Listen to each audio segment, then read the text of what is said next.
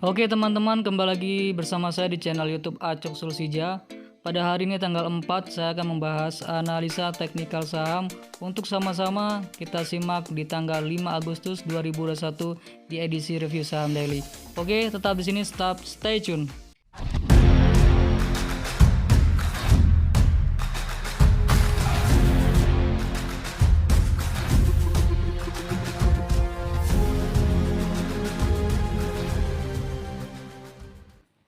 Oke teman-teman, sebelum saya menganalisa teknikal beberapa saham, saya ingin sedikit mengulas teknikal dari IHSG ya.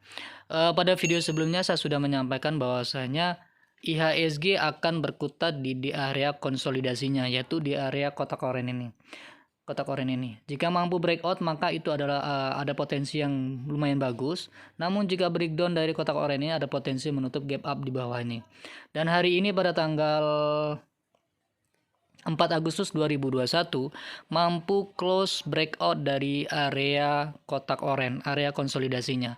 Jadi kemungkinan besok adalah jika mampu breakout dari resisten ini, ada potensi akan melanjutkan kenaikan di 6.212. Ya, semoga saja itu yang terjadi besok. Oke, saya rasa cukup untuk IHSG. Selanjutnya saya akan menganalisa 6 saham. Yang pertama yaitu BBKP. Pada tanggal 2 Agustus 2021 saya sudah mengulas analisa teknikal dari saham BBKP ini ya. Dan saya ada bilang bahwasanya BBKP ini akan potensi naik jika mampu breakout dari area konsolidasi kotak kuning ini dan mampu breakout dari area dari resisten trendline garis putih ini. Dan hari ini ternyata di breakout dengan volume yang tinggi, volume yang meningkat dari sebelumnya, sehingga terjadilah arah. Bagaimana besok? Besok menurut saya adalah seperti ini. Ini terjadi membentuk pola cup handle ya, mampu breakout dari area supply ini kotak putih dan tidak mampu menyentuh area supply sebelumnya, yaitu di rank angka 550. Nah, dia terhalang oleh supply di rank 525 hingga 550. Jika ini mampu di breakout besok, maka ada potensi ke area resisten selanjutnya, yaitu di angka 575. Jika mampu breakout dari area supply kotak putih ini. Dan jika tidak mampu breakout, kemungkinan akan ada koreksi di area di sini, area support di angka 505 ya. Kemungkinan akan koreksi ke situ. Untuk BBKP saya rasa cukup seperti itu. Selanjutnya adalah saham MTPS.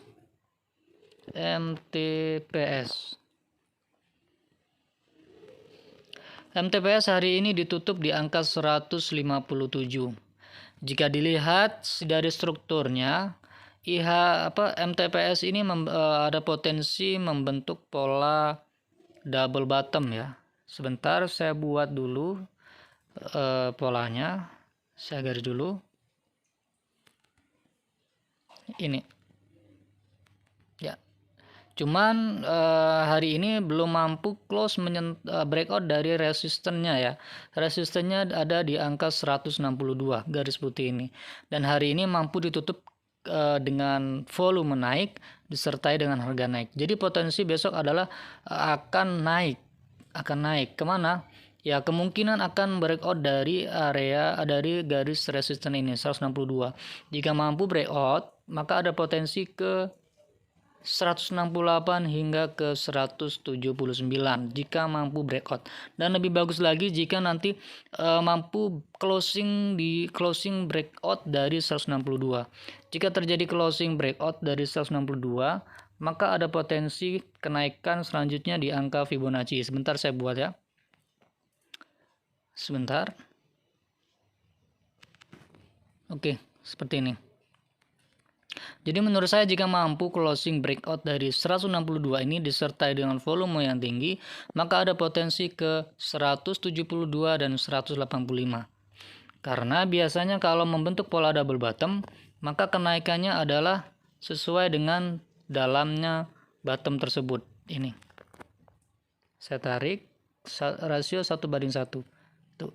Untuk terdekatnya di 172 dan 185. Itu potensi kenaikan jika breakout dari 162. Bagaimana dengan batas stop loss-nya? Menurut saya batas stop loss-nya adalah jika breakdown dari 136. Ya, itu bisa di stop loss jika breakdown dari 136. Oke. Selanjutnya yaitu saham SAMI. Saham SAMI. Oke, saham-saham ini kalau dari strukturnya nampak sedang bullish ya, sedang uptrend. Nih, sedang uptrend. Dan sekarang terjadi konsolidasi di rank di rank 635 hingga 720 sedang konsolidasi, dan hari ini ditutup di angka 680. Kenaikannya disertai dengan volume yang meningkat. Sebentar saya cek dengan stochastic rasionya, kemudian MACD-nya. Stochastic RSI-nya hari ini golden cross ya. Tepat pula di posisi sedang jenuh jual. Ada potensi besok akan mengalami kenaikan, dan nampak juga dari stochastic RSI-nya ada divergen, yaitu hidden bullish divergen, di mana harga tidak satu irama dengan pergerakan stochastic RSI. Harga naik, namun stochastic RSI-nya mengalami penurunan. Jikalau ini memang ada potensi kenaikan, dan tepat pula sinyal MACD berada di atas histogramnya. Oke, saya coba ukur menggunakan Fibonacci potensi kenaikannya jika breakout dari area sideways-nya. Sebentar. Jika mampu breakout dari area sideways-nya, ada potensi mengalami kenaikan ke 780. Ya, itu terdekatnya jika mampu breakout dari 720. Yang pertama ke 780, kemudian selanjutnya jika mampu breakout dari 780, maka ada potensi melanjutkan kenaikan ke 845. Jika itu mampu breakout dari resisten konsolidasinya, yaitu 725 ya, 725. Dan hati-hati jika mengalami breakdown dari area konsolidasinya, yaitu breakdown dari 635. Jika mengalami breakdown 635, maka ada potensi turun ke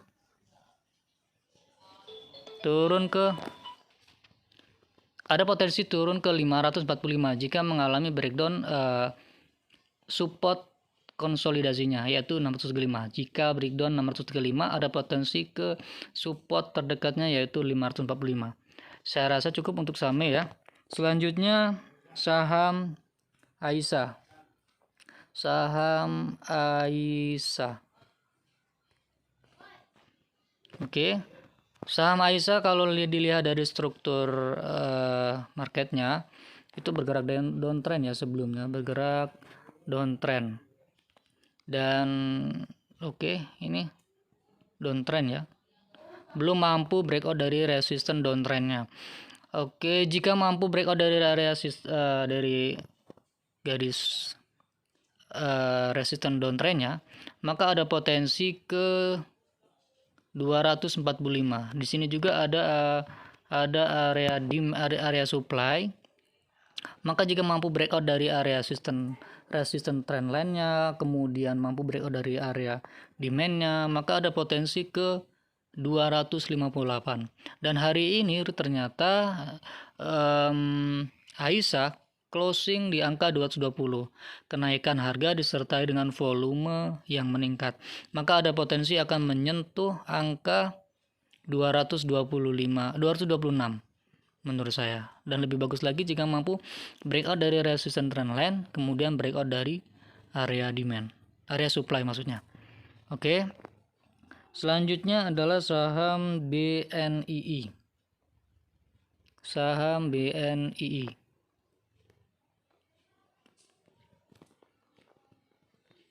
Oke, hari ini nampak bagus sepertinya ya BNI karena mampu closing breakout dari resistance trendline-nya, ini garis putih ya. Mampu closing di angka 360. Breakout dari resistance trendline-nya. Dan hari ini juga kenaikan harga disertai dengan volume yang meningkat. Oke, ini menurut saya lumayan bagus. Sebentar saya coba garis resistance lainnya. Di sini sepertinya nampak membentuk pola inverted head and shoulder ya. Sebentar saya buat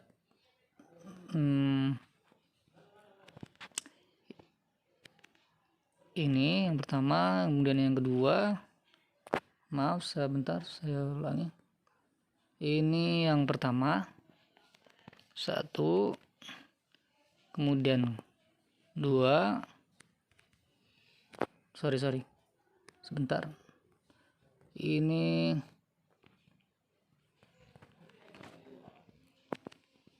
satu, dua, kemudian tiga. Dan ini juga nampaknya breakout dari resisten IHNS-nya ya, si BNI ini, dan mampu pula breakout dari resisten trendline downtrend-nya. Menurut saya, jikalau besok ini sebentar saya ukur menggunakan Fibonacci dulu ya, biar kita bisa lihat.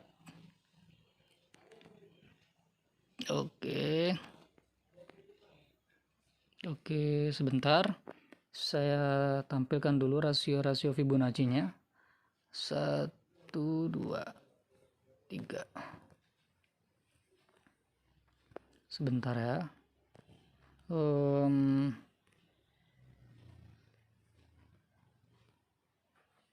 Oke, hari ini mampu closing di atas rasio Fibonacci 0,618, yaitu closing di atas 354, tapi tidak mampu closing di atas rasio Fibonacci 0,786, yaitu di atas, tepat ternyata di 360 ya, di rasio Fibonacci 0,786. Dan jika besok mampu breakout dari 0,786 ini, maka ada potensi target terdekatnya adalah di resisten terdekat, yaitu di angka 368. Itu terdekatnya ya, besok kemungkinan akan mencapai ke situ karena di sini volume naik, harga naik, maka ada potensi melanjutkan kenaikan. Dan dari rasio dari stokastik RSI-nya pun mengalami golden cross. Sebentar saya coba cek dari volumenya, dari MACD-nya. Dari MACD-nya pun oke. MACD-nya pun mencoba untuk belum di atas histogram ya, tetapi ada indikasi akan sinyal ini akan naik merangkak ke atas histogram MACD. Oke, menurut saya ini bagus. Oke, demikian dari analisa teknikal saham BNI. Selanjutnya yaitu saham BEX. BEKS. BEX. Oke, BEX pun hari ini ditutup closing naik ya di angka 105. Kenaikannya disertai dengan volume yang meningkat dan ternyata jebol atau breakout dari resisten pola inverted head and shoulder-nya. Ini sangat menarik ya. Sebentar saya cek. Oke. Jadi jika inverted IHNS ini biasanya kenaikannya adalah sesuai dengan tinggi dari headnya ini ya, dari headnya ini, rasionya 1:1, maka ada potensi BEX ini naik ke 121, ke angka 121. Oke, semoga segera ke situ ya. Jikalau diukur dengan menggunakan Fibonacci, saya coba tampilkan dulu Fibonacci-nya.